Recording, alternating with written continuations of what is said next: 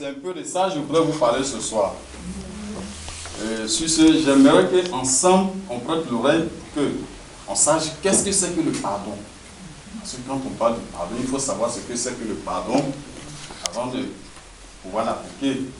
Et donc, selon mes recherches, et aussi selon ce que moi la Bible m'a enseigné, j'ai trouvé que le pardon, c'est renoncer, remettre ou effacer, sinon annuler complètement quelque chose ou une offense que nous avons subie. Vous voyez? Et donc, quand tout de suite on lit Matthieu 9, du verset 2 au verset 8, si quelqu'un peut me le lire rapidement. Matthieu 9, du verset 2 au verset 8. Matthieu 9, verset 2 à 8. Et voici Matthieu 2. Oui. Matthieu 9, 2 à 8. Je lis la parole de Dieu. Et voici, on lui amena un paralytique couché sur un lit.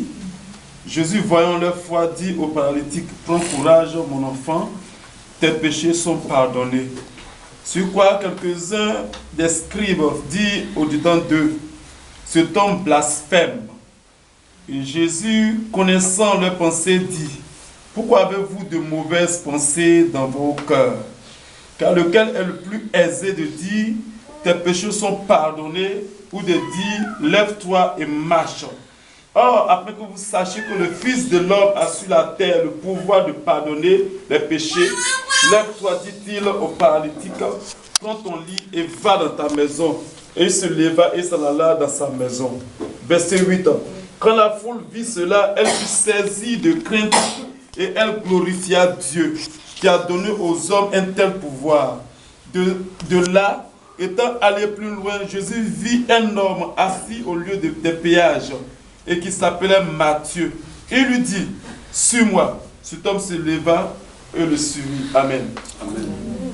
Vous voyez ici, quand j'ai défini le pardon, j'ai dit que le pardon, c'est remettre, renoncer ou effacer une offense qu'on a subie. Ici, un paralytique. Nous savons tous que Dieu ne nous crée pas pour que nous devenions dans la souffrance. Mais souvent, c'est nous-mêmes, nos comportements, qui font que nous souffrons. Voyez-vous, un paralytique. Et quand il avait Jésus, tout de suite, il a commencé à se confesser personnellement devant Jésus. Et Jésus a sondé le fond de son cœur. Et Jésus l'a guéri. Jésus l'a pardonné, lui a pardonné ses péchés. Donc il lui a dit, mais tiens, va, vu ta foi, tes péchés te sont pardonnés. Et le paralytique a été guéri. Ouais. Donc c'est pour dire que le pardon, c'est quelque chose d'essentiel dans la vie d'un chrétien, d'un enfant de Dieu. Vous voyez, même quand on va encore devant, on a encore lu que, comme le temps presse, on ne peut pas toujours tout lire. Je vais donner seulement les références, que bon, peut-être ceux qui prennent note pourront lire. On a même lu que 7, du verset 44 au verset 57, au verset 50. Ici, c'est l'histoire de la femme qui a mouillé les pieds de Jésus avec ses larmes, et après, elle les a essuyés avec ses cheveux. Et cette femme-là, elle était dans le péché. Lorsque Jésus était arrivé dans la maison de Simon, Simon même qui l'avait reçu, n'avait rien fait. Mais c'est cette femme, vu vraiment sa situation, puisqu'elle cherchait vraiment à être vraiment délivrée de sa situation, donc il fallait qu'elle soit pardonnée. Et donc, elle a mouillé les pieds de Jésus avec ses larmes, et elle a essuyé en même temps avec ses cheveux. Et encore, Jésus lui a pardonné ses péchés. Et cette femme a retrouvé la guérison. Vous voyez. Donc, tout cela pour dire que Jésus, que nous adorons, Jésus qui est Dieu pour nous, à travers son Père Dieu, ils sont dans nos cœurs. Ce que nous cachons aux autres, lui, il voit. Mais seulement, il nous demande une chose, c'est-à-dire, c'est de nous confesser. Parce que quand on parle de pardon, c'est qu'il y a eu quelque chose, il y a eu un acte qui a été fait, il y a eu un acte qui a été posé. On ne peut pas pardonner s'il n'y a pas eu acte posé. Mais ce acte qui a été posé, qu'est-ce que ça peut être? Ça peut être une offense. Ça peut être un manque de respect. Ça peut être une injure qu'on a eu à prononcer envers une personne ou envers un groupe de personnes. Mais aujourd'hui, pour qu'on soit pardonné, il faudrait qu'on se confesse. Il faudrait qu'on prenne le courage de se confesser envers celui à qui on a commis du tort. C'est ainsi que Jésus pourra nous pardonner. Parce que si Jésus et si Dieu ne nous pardonne pas, mais on n'aura jamais ce qu'on lui demande. On n'aura jamais ce qu'on lui demande. Parce que même quand on va encore devant, quand on prend le péché originel, Adam et Ève, hein, dans Genèse 3, du verset 1 au verset 7 par exemple. Ici, on voit que Adam et Ève ont péché contre Dieu parce que Dieu leur avait interdit de consommer un arbre, au fruit de l'arbre dans le jardin d'Éden. Mais ils se sont laissés tomber par le serpent. Et ils ont commis le péché qu'il ne fallait pas commettre. Et donc, Dieu s'est irrité. Donc ça veut dire quoi? Toutefois qu'on commet un péché, ça crée toujours une irritation, ça crée toujours une colère. Vous voyez? Parce qu'on dit non, Dieu ne se fâche pas, Dieu se fâche pas. Dieu se fâche. Parce que quand Dieu t'ordonne de faire quelque chose et que tu ne respectes pas, tu veux faire ce que toi-même tu veux faire, mais lui il te frappe. Vous voyez? Et donc, c'est ce qui a fait que Dieu a frappé Adam et Ève. D'où l'origine du péché originel. Vous voyez? Parce que nous sommes nés d'Adam et Ève. Et donc, depuis ces deux personnes qui ont commis ce péché, nous aussi, ce péché est entré en nous. Mais aujourd'hui, nous qui disons que nous nous réclamons de Dieu, nous qui disons que nous avons confessé Christ, nous qui disons que nous sommes conscients que Jésus est mort pour nous, mais est-ce que vraiment on est conscient que vraiment on doit tous les jours que Dieu nous donne le souffle de vie, est-ce qu'on est conscient qu'on doit lui demander pardon? Parce que dans toutes les conditions, à toute heure, nous commettons des péchés. Même en disant un bonjour, selon le ton avec lequel on dit le bonjour, ça peut être un péché. Oui, ça peut être un péché. Et donc, il faudrait qu'on fasse beaucoup attention. Il faudrait qu'on fasse beaucoup attention. Hein? Parce qu'en tant qu'enfant de Dieu, vraiment, le pardon est fondamental dans notre vie. Le pardon est fondamental dans notre vie. Je vais encore devant.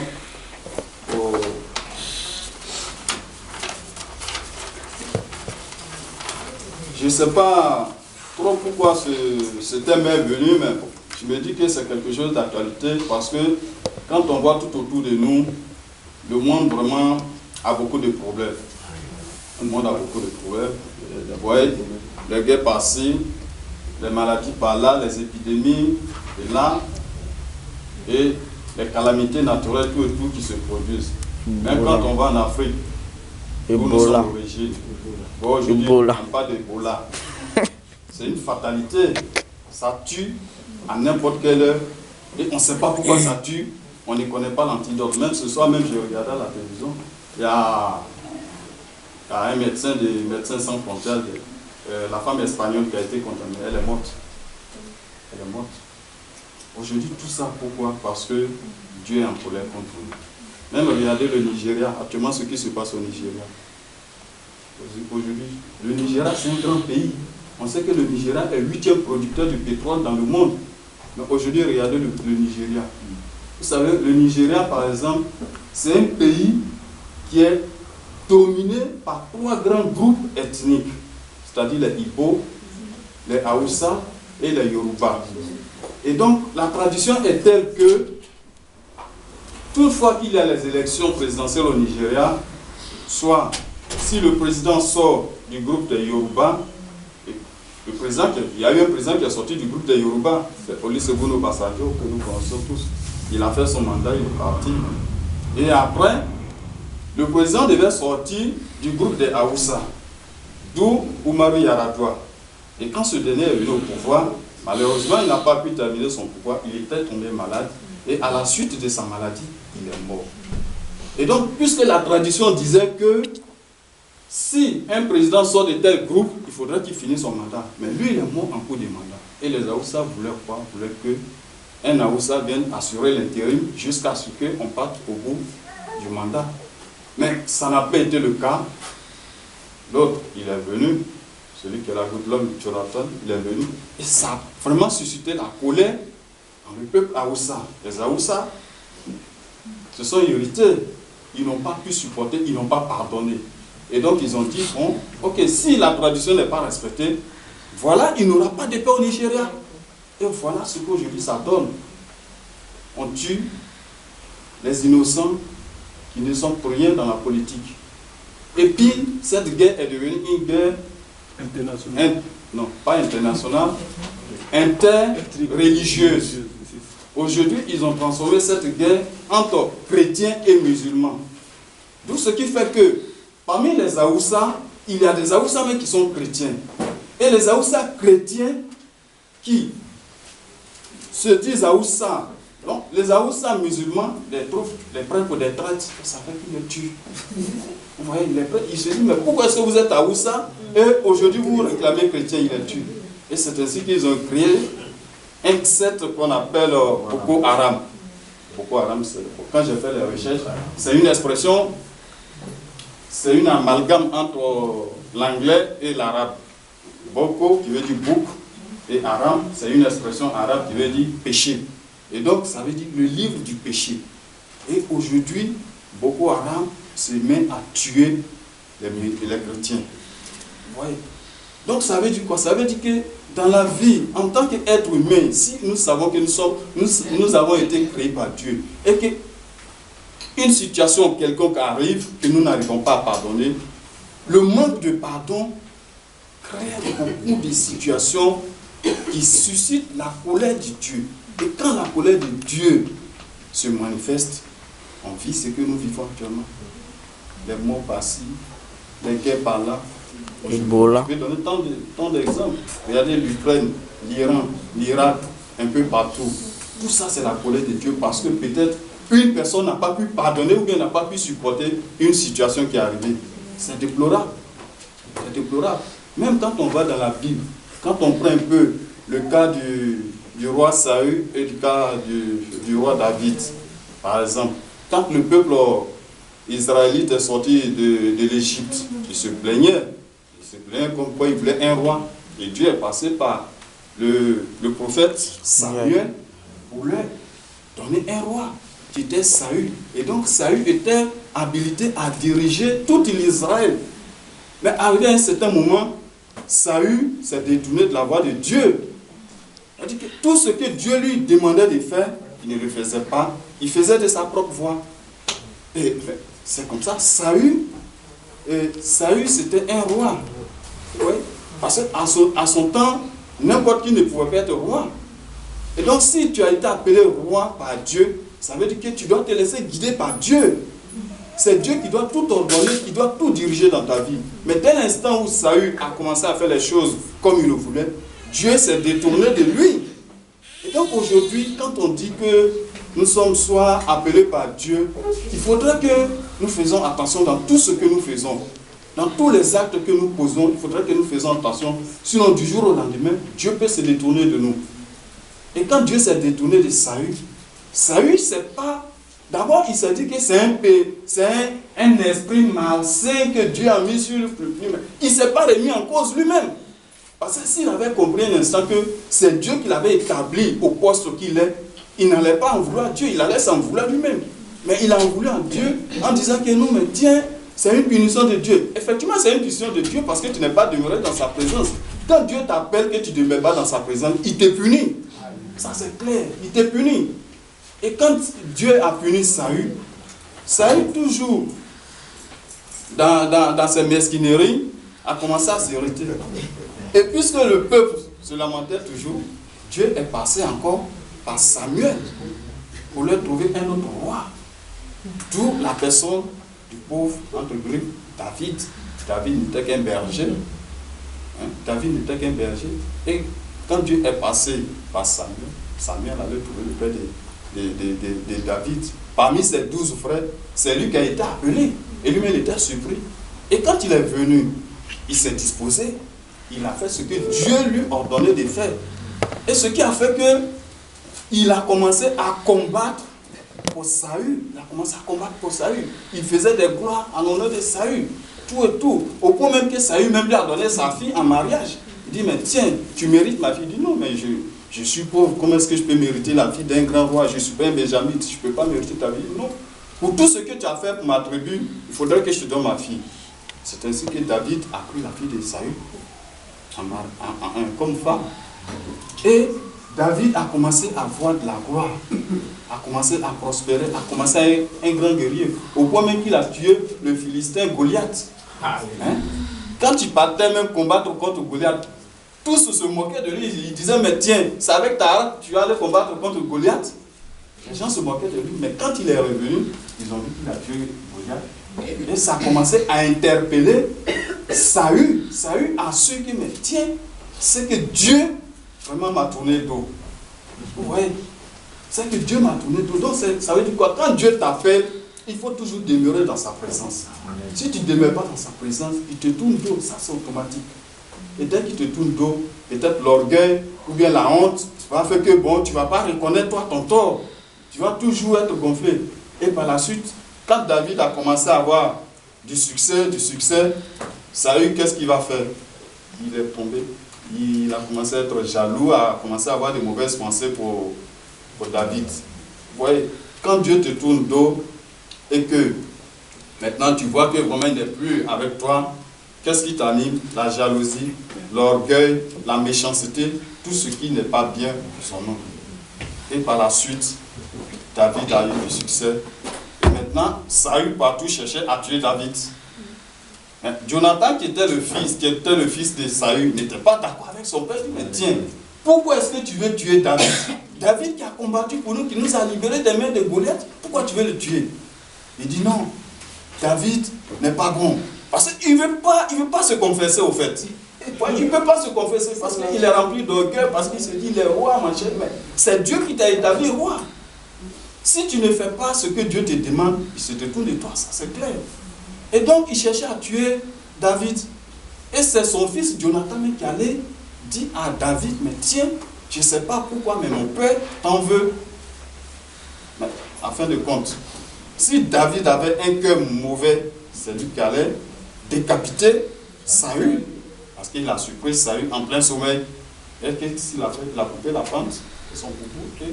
Quand il s'est réveillé, il dit, mais tiens, si moi je voulais te tuer, j'allais te décapiter. Ouais. Et maintenant, le roi Saül était rempli de honte. Il est venu devant David pour se consoler, pour lui demander pardon. David dit, moi je ne t'en veux pas maintenant. La honte a fait qu'après lui-même il s'est suicidé. Donc ça veut dire quoi? Ça veut dire que quand Dieu nous appelle pour œuvrer pour lui, il faudrait qu'on suive ses commandements. Il faudrait qu'on marche selon ce qu'il nous demande. Vous voyez, parce que dès l'instant où nous ne faisons pas cela, c'est tout de nous, et c'est clair, c'est la chute, la décadence qui nous attend par dessus. Mais je pense que notre Dieu que nous servons, que nous prétendons vraiment être vraiment de lui, parce que nous disons que nous sommes le corps de Christ, nous sommes le temple de Dieu, tout et tout. Je pense qu'il ne nous a pas créés pour que nous souffrons. Il ne nous a pas créés pour que nous demeurons dans ce qui ne glorifie pas son nom. Donc ce qui fait que toutefois que nous nous détournons de sa foi, de grâce, ne laissons pas l'orgueil, la jalousie, la méchanceté prendre le dessus. Humilions-nous, demandons-lui pardon. Demandons-lui pardon. Fléchissons chez nous, demandons-lui pardon. Parce que c'est un Dieu qui est miséricordieux. C'est un Dieu qui pardonne. C'est un Dieu d'amour. C'est un Dieu de justice. Lui-même le dit que lorsque ceux... Je vais lire. Je ne vais pas trop parler. Je vais quand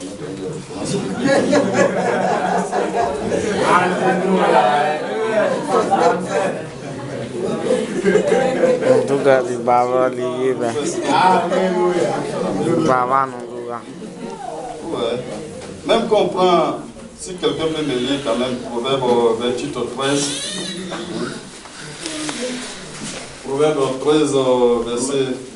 28, verset 13. Et puis la parole de Dieu. Celui qui casse cette inversion ne prospère point, mais celui qui les avoue et les délaisse obtient miséricorde. Ouais, ça veut dire quoi? Toutefois que nous détournons de la voie de Dieu, ou bien alors nous faisons quelque chose qui ne glorifie pas le nom de Dieu, il faudrait que nous rentrons en nous-mêmes, comme l'évangélique le dit souvent, parler pour se justifier. Il faudrait que nous rentrons en nous-mêmes, vraiment remettre devant Dieu ce que nous avons fait qui n'est pas bien, qui ne glorifie pas son nom. C'est ainsi qu'il pourra nous pardonner. C'est ainsi qu'il pourra nous pardonner. Et donc, il y a beaucoup de références, mais comme il m'a dit, le temps presse. Alléluia. Mais seulement ce que je voudrais qu'on retienne, il faudrait que, toutefois que nous ne sommes pas dans la présence de Dieu, nous fléchissions genoux pour lui demander pardon. Pour lui demander pardon. De la même manière, il ne nous a pas laissé, après le péché d'Adam et Ève, il nous a toujours gardés en vie. Je pense qu'il peut toujours nous reprendre. Si et seulement si nous le confessons, nos péchés. Et donc pour finir, je voudrais qu'on lise Colossiens 3, du verset 11 au verset 15. Colossiens 3, du verset 11 au verset 15. Colossiens 3, verset 11 au verset 15. Oui. Il n'y a ici ni grec ni juif, ni circoncis, ni incirconcis, ni barbare, ni scythe, ni esclave, ni libre, mais Christ en tout et en tous. Ainsi donc, comme des élus de Dieu saints et bien-aimés, revêtez-vous d'un trait de miséricorde, de bonté, d'humilité, de douceur, de patience, supportez-vous les uns les autres, et si l'un a su de se plaindre de l'autre, pardonnez-vous réciproquement. De même que Christ vous a pardonné, pardonnez-vous aussi. Mais par-dessus toute chose, revêtez-vous de la charité qui est le lien de la perfection, l'amour qui est le lien de la perfection. Et que la paix de Christ à laquelle vous avez été appelés pour former un seul corps règne dans vos cœurs et soyez reconnaissants. Amen. Amen. Vous voyez, ici, Dieu nous amène à demander pardon pour nos péchés, à nous pardonner réciproquement. Moi, c'est ce que j'ai l'habitude de dire. Je dis trop souvent, si moi, je te fais quelque chose qui ne te plaît pas, prends ton courage, dis-moi, je n'ai pas d'école. Je n'ai pas d'école. Encore moins, je ne mange pas l'homme. Je vais te présenter des excuses. Et aussi, c'est comme ça, moi, je fonctionne. Toutefois que tu me fais quelque chose qui ne me plaît pas, moi, je vais te dire. Je te dis et je suis libre dans mon cœur. Je te dis, voilà, ce que tu m'as fait, ça ne me plaît pas. Moi, je te dis, maintenant, si tu ne veux pas me pardonner, ça, c'est toi entre Dieu. Mais devant Dieu, moi, je sais que j'ai fait le pas de vouloir faire la paix avec toi. Donc, c'est ce que Dieu nous recommande. Et aussi, c'est de là que va naître la paix entre nous. Parce que si on ne peut pas se pardonner, il ne peut jamais avoir de paix parmi nous. Donc, en ce moment, nous ne sommes plus sur la voie de Dieu. Et aussi, Dieu nous amène à être reconnaissants. La reconnaissance, elle est très capitale. Elle est très capitale. Parce que sans reconnaissance, ça tue l'esprit de libéralité. Sans reconnaissance, rien ne peut marcher. Parce que si quelqu'un te fait du bien dans ta difficulté, une personne est venue au secours. Mais la personne n'était pas obligée de prêter ce secours. Cette personne l'a faite parce qu'elle se dit, mais tiens, c'est mon frère qui souffre. Alors que Dieu nous a dit, assistez-vous, exhortez-vous, fréquentez-vous, aidez-vous les uns les autres. Mais si ton frère te vient en aide, sois reconnaissant, c'est la même des choses. Et donc, c'est un peu ce que je voudrais partager avec vous. Puisque nous tendons vers la fin de l'année, vraiment, il faudrait que chacun rentre en lui-même pour aller faire la paix avec son frère. C'est de là que nous pourrons rentrer dans les bénédictions que Dieu a réservées pour nous.